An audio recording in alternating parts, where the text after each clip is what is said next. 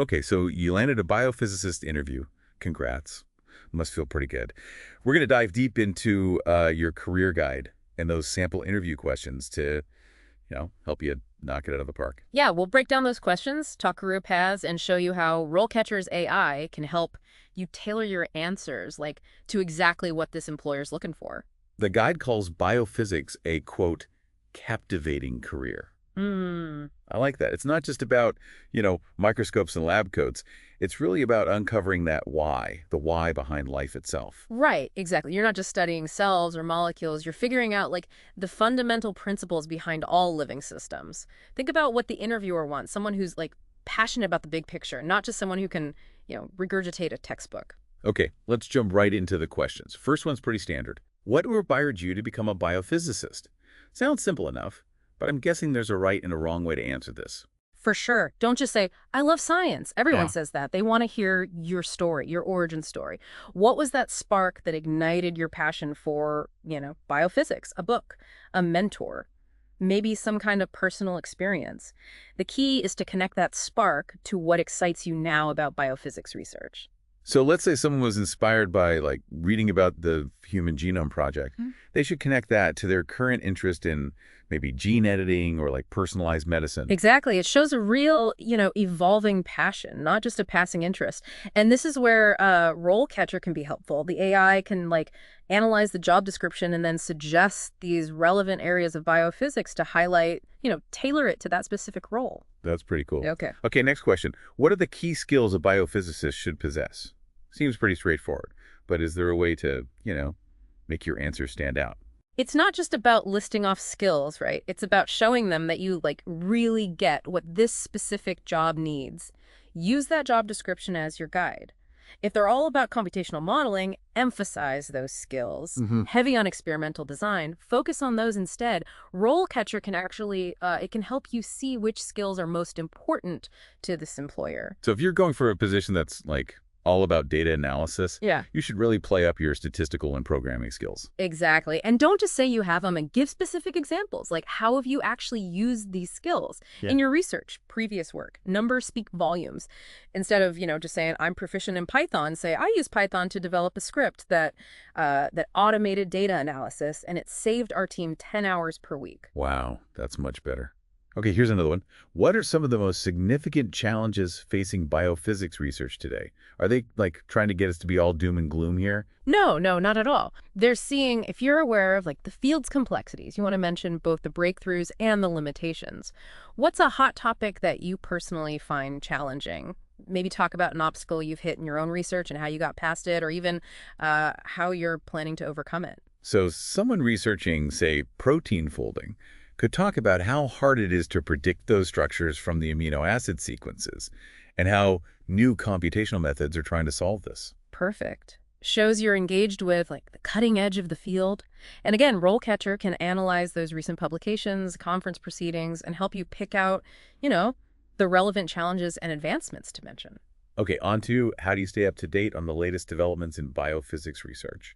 Reading journals, duh, but what else? This is where you show them how proactive you are. Do you go to conferences? Are you in any online communities? Maybe you follow specific thought leaders or listen to podcasts on the latest research. But be specific. Instead of just, I read journals, mention a particular journal or article, something that really impacted you recently. So something like, I regularly read Nature, and I was really fascinated by this recent article on. Exactly. Even better if you can tie that article back to the specific research area of the job you're after. It shows you've done your homework and you're really interested in what they do.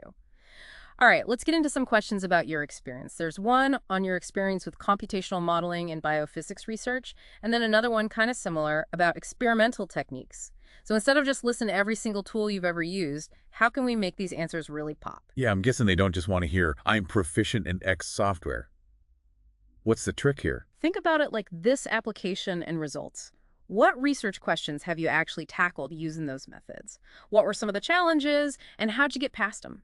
Instead of saying, I used X software to analyze protein structures, try something like, I used X software and ended up identifying a totally new binding site on protein Y, which actually led to developing a new drug candidate.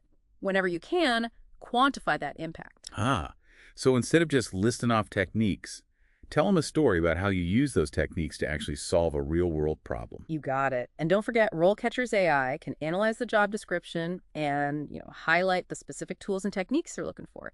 Even if it wasn't the main focus of your previous work, you can still tailor your answers to play up those experiences. Clever way to use AI, for sure. Yeah.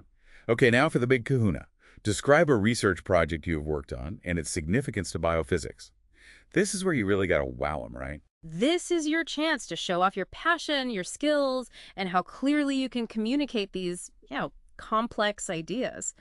Pick a project that's relevant to the job, and don't just give them the summary. Explain your specific role, the challenges you faced, the decisions you made, and the impact of your work. So it's less about the project itself and more about what you contributed. Exactly. What did you bring to the table that no one else did? How did your thinking and your skills shape those results? What did you learn from it all?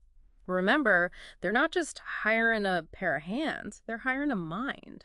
Let them see how your mind works. And RoleCatcher can come in handy here too, right? It can analyze the job description and figure out what themes and skills they're really looking for, so you can tweak your project description to hit those points. Exactly. You can even use the AI to analyze your practice interview videos, get feedback on your delivery and content. It's like having your own personal coach helping you refine your presentation and making sure your story really lands with those interviewers. The guide also talks about different career stages, from entry-level biophysicist all the way up to principal biophysicist. It sounds like it's not just about climbing the ladder, but also how your skills and responsibilities change as you go. That's a really important point. Think about where you are on that journey. Where are you heading? Does this specific job actually fit in with your long-term goals? Being able to articulate that shows the interviewer that you're not just looking for any job, you're looking to build a career. So even if you're applying for an entry-level position, it's good to have an idea of where you want to be in, say, 5 or 10 years, and how this role fits into that bigger picture. Absolutely. And remember, career paths aren't always a straight line. It's totally fine to explore different areas within biophysics, try out different roles, see what really gets you fired up. The key is to be intentional about your choices and to always keep learning and growing. Maybe this is a good time to bring RoleCatcher back into the mix. Can it help you plan your career path, or is it mostly for interview prep? RoleCatcher actually goes beyond just interview prep. It can analyze all your skills and experience, then suggest potential career paths that really fit with your strengths and interests. It can even find specific job openings that might be a good match for you. It's like having your own personalized career counselor right in your pocket. That's amazing. Okay, let's switch gears a bit and talk about networking. The guide mentions it's super important for career growth, but it can be kind of scary, especially for those of us who are more comfortable, in the lab than at a networking event.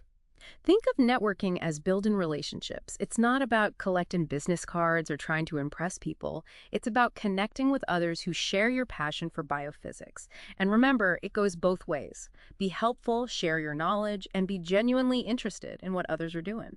But how do you even start a conversation with someone you don't know, especially at a huge conference where everyone seems so busy and important? Find something you have in common. Did you read their research? Are you both interested in a particular area of biophysics? Maybe you both use a certain technique or software. Don't be shy about approaching someone who seems intimidating.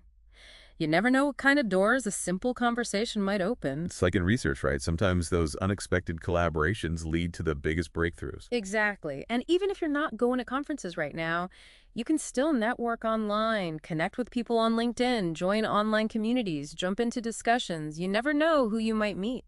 So networking is not just about schmoozing at events. It's about making real connections with people who get you, whether it's online or face-to-face. Right. And those connections can be super valuable throughout your career, giving you support, advice, and even job opportunities. Speaking of which, have you ever wondered how to figure out if a company is really a good fit for you beyond just what the job description says?